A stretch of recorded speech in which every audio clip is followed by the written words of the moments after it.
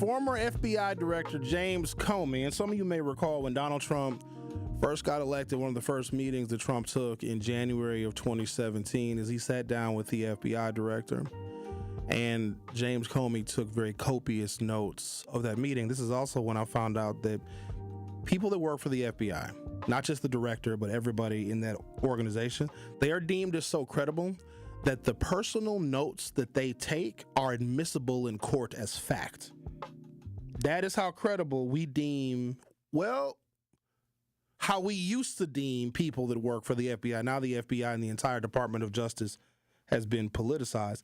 But Donald Trump sat down with James Comey, and James Comey thought that that was very unusual because that is not something that presidents typically did, sitting down with the FBI director. And in that meeting, and James Comey exposed this when he took his notes, that Donald Trump was seeking loyalty from him.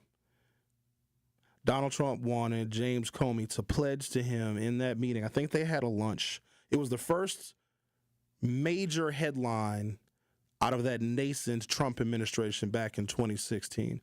Trump wanted fealty from the FBI director because Donald Trump had a series of ideas of what he wanted to do with his newfound presidency, and Trump was well aware that some of those things would have drawn attention, especially from the FBI, and Trump wanted to know what he could get away with and to see if James Comey would be on his side. And of course, James Comey played it cool and did not really give any indication anyway. Shortly thereafter, James Comey was in fact fired by Donald Trump, and we believe it was because he is the FBI director who had served under Barack Obama, and James Comey served under George Bush, but he would not pledge his undying loyalty to Donald Trump, so Trump did what Trump does, and he fired James Comey. In fact, Comey may have been the first person that Donald Trump fired in what was equivalent to a Saturday night massacre because Trump went on a firing spree. You guys remember that? When Trump would fire somebody on Twitter? I don't know what director it was. It was of some agency, and this agency director was in a meeting.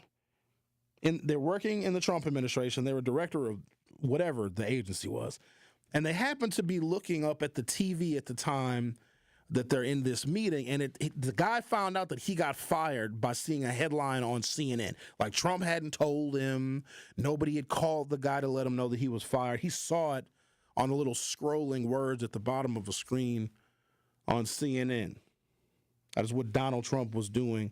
Those early days of his first term, he was seeing who he could trust because he wanted to do things that we now come to find out ran afoul of the law in the U.S. Constitution. So James Comey finds himself in a whole hell of a lot of trouble. And now keep in mind, we live in a violent nation where political violence is the language that is spoken and understood by far too many.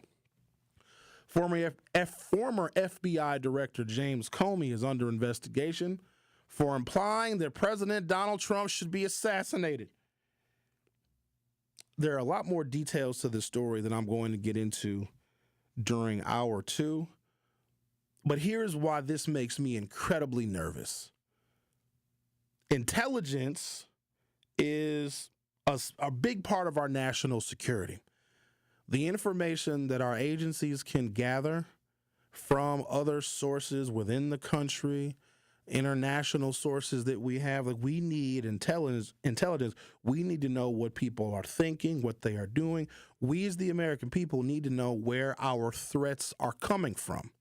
They might be foreign threats. More often, they're probably domestic threats, but it is the intelligence and the information gathering that we can acquire that keeps us all safe. Now, there's government overreach in that too, and I need you to know that the Patriot Act was not necessarily about preventing hijackers from coming to the United States and taking 4 planes and crashing them into buildings, etc. The Patriot Act gives the federal government more power to spy on us.